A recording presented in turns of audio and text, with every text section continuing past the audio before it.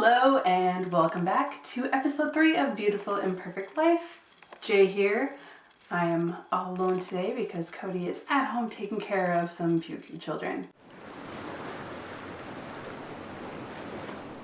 So we are comparing the GoPro Hero 7 Black with the DJI Osmo Pocket. Alright, we are downtown in my town and we are going to do a daylight kind of vlogging comparison. So this is being shot on the GoPro. When I go back and forth between the GoPro and the Osmo, I'll put a little label at the bottom so you can see which camera it is. If I'm doing a split screen and I'm going back and forth between audio, I will put a little audio bar above to show whether the audio is from the Osmo or the audio is from the GoPro. But if you are watching this on the GoPro or if you're watching it on the Osmo, just assume that the audio is from the device in which you are seeing on the screen. So now we are doing a daylight. It's nice and sunny outside. There's stuff happening, walking and talking, filming. I actually just noticed that there is a ship on the lake. So I'm gonna head out and try to do a time lapse while it is still kind of in the general area. It's cruising, so I may not get much of it, but I'm gonna get as much as I can. So this is just a quick walking, talking, and trying not to fall during nice weather. Now I'm gonna turn you around and we're gonna head towards the ship. All right, here we go.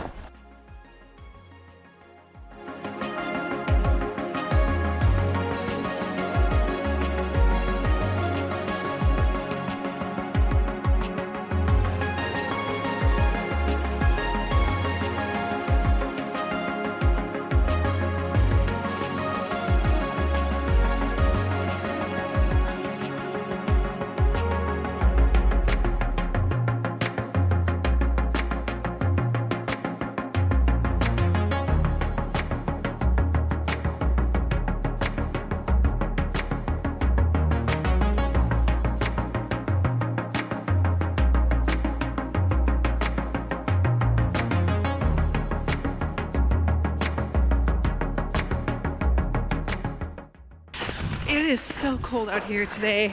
I was on a break while getting a time lapse of that boat, and what ended up happening was the waves started coming in a little bit harder than I was comfortable with, and I have major concerns about this guy getting wet. I don't care about the GoPro, it's waterproof, it's gonna be fine. Not sure about this, so I had to cut the time lapse short. I'm also not sure how that time lapse is gonna look because I had no place to set this guy down. I had to hold him, and handheld time lapses with the Osmo I've heard are questionable, so I'm really curious to see what this looks like. Time lapse, Osmo versus GoPro, you can't beat the GoPro time warp, you just can't. It's awesome. And so without even seeing the footage, just knowing how much I was able to get and how I already know the GoPro time warp stuff looks, I'm gonna give this one to the GoPro. I'm gonna go back because I am so cold right now.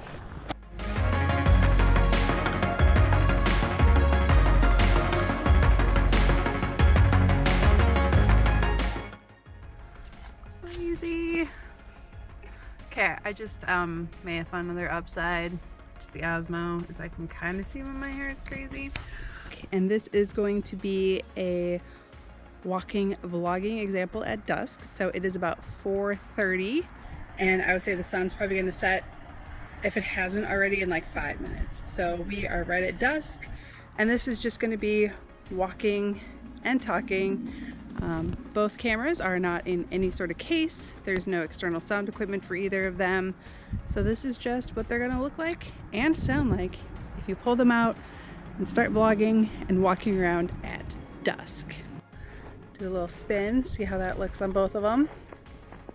All right, now I'm going to continue walking around my yard a little bit. So I'm going to turn you around and we're going to try some like walking shots and then some panning shots. All right, here we go.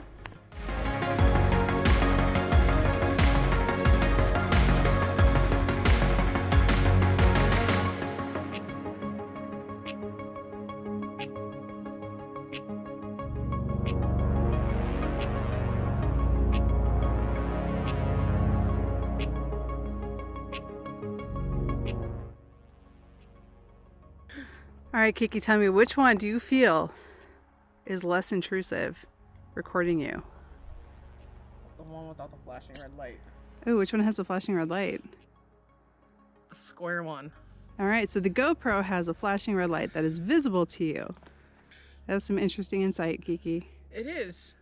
All right, so the first thing we're gonna check is how easy these cameras are to just pull out of a bag and start recording. I will say I have quick capture enabled on the GoPro, which basically means you hit the power button and the GoPro will power up and start recording. You don't have to hit anything else, just that one button. The Osmo doesn't have that feature, but it also doesn't take too long to get going, so let's compare the two.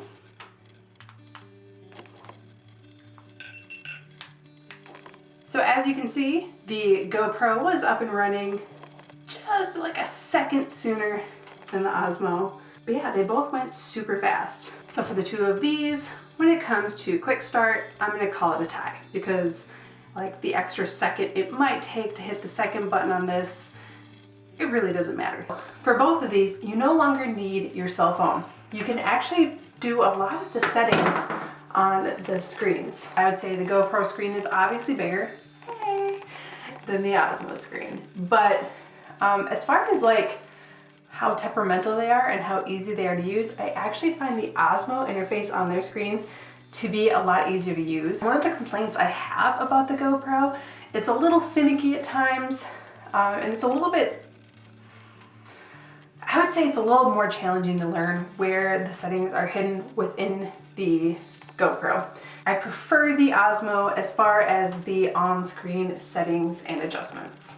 But again, very similar. And if you're going for how easy it is to do the settings on these, then again, it's a toss-up. So the weather today was really kind of interesting. We were getting this heavy snowfall, but it's also warm. It's about 35 degrees, which means that the snow was just wet, kind of clumpy snow. It's like really good, painful snowball snow. But it was clinging really good to the trees. So I went outside and there's this tree right outside my office and I kind of did where I held them side by side. So I pretty much held the Osmo like this and the GoPro like this, and I just kind of went like this.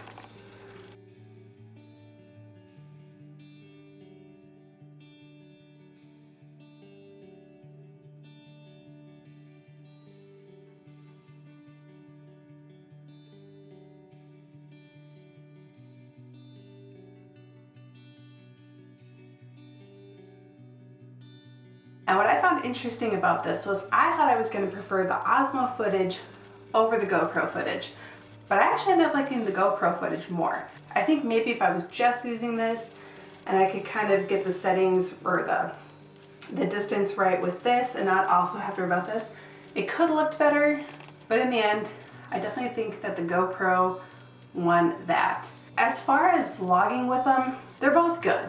And you know, the upside to the Osmo is that you can see what you're doing, you can see yourself when you're vlogging on the little screen down here.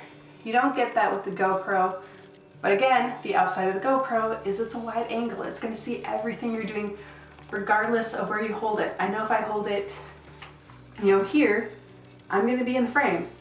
If I hold it here, I'm gonna be on the frame, and it's not even gonna be a close-up. If I hold it here, that might be questionable. And from there, I can just kind of crop it in. I shoot at 4K, so if I want to edit at 2.7K, I can just crop it down and fit the frame to how I want it to look.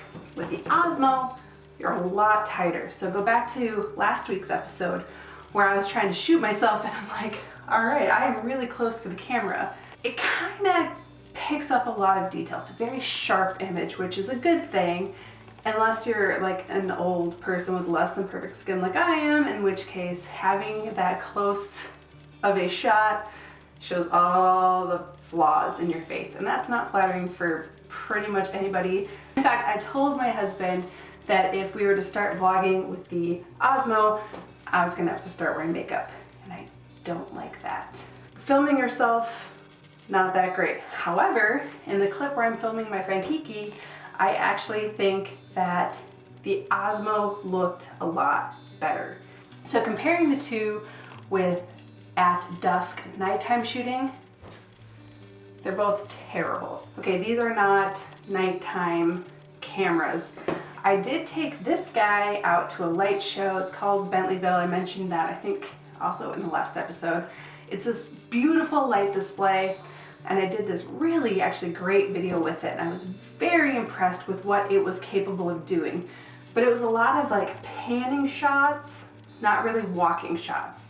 So I think at night it is able to do a pretty good job of just like that and not going absolutely crazy. Whereas if you notice, as I was running towards the big tree, the side-by-side shot of both of them, they were both going crazy. I also tripped actually in that video, so if you watch it, twice I tripped. So neither of them did a very good job of compensating for that. So for nighttime shooting, if I had to pick one, I would definitely pick the Osmo. So point for the Osmo on that. Okay, now sound. Oh, I'm so torn on this one. The sound directly out of both of them is just not the greatest. You definitely want to have the ability to attach an external microphone. I know this room is echoey, it sucks. I'm sure a lot of people you are watching this video thinking, good God, fix the sound in your videos. We're working on that. The Osmo Pocket has two microphones. One is back here, so as you're doing vlogging style or as you're filming other people, as I was with Kiki, this microphone is facing at you. But there is another microphone. It is right down here. It's still not in the front, so as I'm talking to somebody else on camera, it is kind of picking up what they're saying, but not a lot. But again, you're not going to want to use the on-camera microphone a whole lot. If you have to, you have to, and right now you have to, because there's no way to attach an external microphone. With the GoPro, there's one microphone. There it is. It's right there at the bottom. But if you watch the video where I'm doing the side-by-side comparison, walking through my yard and talking, it's not actually that bad. I was very impressed. I was actually more impressed with the GoPro than I was with the Osmo. So as far as sound goes, at the end of the day, the winner right now is the GoPro, simply because it's not that hard to attach an external microphone. I was outside shooting that winter scene with the trees. I also did kind of a pan around the area to see how both cameras picked up things like snow falling. The longer I stood out there, the moister it got. Moister. The longer I stood out there, the wetter it got. I don't know, it was moister or wetter. Which one's even, like those are both awful. But I started getting worried about it because this is not waterproof. It was kind of this slushy snow falling. It was definitely getting wet and I started getting concerned about it. So if it's raining, if it's snowing, if the elements are going to be slightly, inclement in any way, I'm more likely to reach for the GoPro than I am for the Osmo. So as far as versatility in different types of weather, GoPro is the winner. Cost-wise, at the end of the day, they're going to end up being about the same. $399, $349, but once you throw in all the accessories, you're spending about the same amount of money to get two products that are similar in some ways and different in other ways. So it really just depends on what you want to use it for. I think a lot of vloggers are going to be really attracted to the Osmo Pocket. We are going to CES in January, and I plan to bring both, but I plan to use this one more just because I think this is better for I'm inside of a building and I want to show you things and I want to kind of do a close-up and I like this for vlogging because again, I can hold it anywhere and I'm in the shot and I don't have to worry about it. And I also don't have to wear makeup. They're both great. Which one should you buy is completely up to what you think you're going to be using it for. I like the ability to use this even when it's pouring rain and has that slushy snowfall outside. I do like the 3-axis gimbal on this. It is really nice. It is very smooth, especially during daytime, because under certain circumstances, they both have their upside. It just depends on the circumstance. If it were my choice and I could have either one of these, at the end of the day, I would pick the GoPro. The GoPro is my personal preference and the winner in my opinion. Cody said that if he had to pick between the two, he would pick the Osmo Pocket at the end of the day. He thinks that the Osmo Pocket is a lot more fun to use than the GoPro. So this has been a comparison review of the DJI Osmo Pocket and the GoPro Hero 7 Black. Thank you for watching. We are actually heading to CES that first week of January, like I mentioned. It's gonna be a lot of fun. It's gonna be super crazy. I don't know if we're gonna get a video out while we're there, but we plan to film a lot of stuff while we're there and then maybe edit it together and send it to you. If I don't get it edited together while I'm out there, we'll see. I don't know what's gonna happen.